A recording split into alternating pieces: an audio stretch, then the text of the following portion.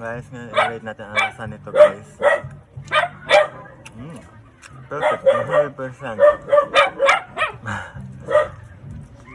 Meron nga pala tayong mga repolyo. So yan, ganito siya sa feeding. Ito natin ang lasa pa ang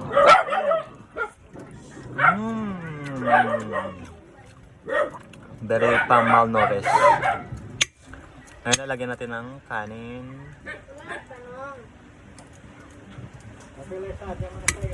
Yan.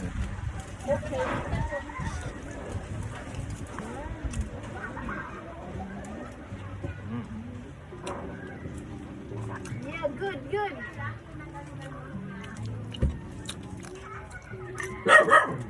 Oh. Pala siyang karne. Ha? Yan guys, may karne pala siya. So yan, meron siyang karne. Karne.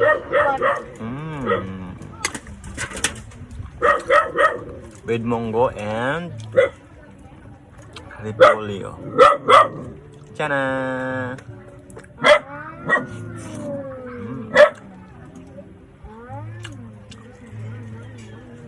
Sobrang sarap niya guys.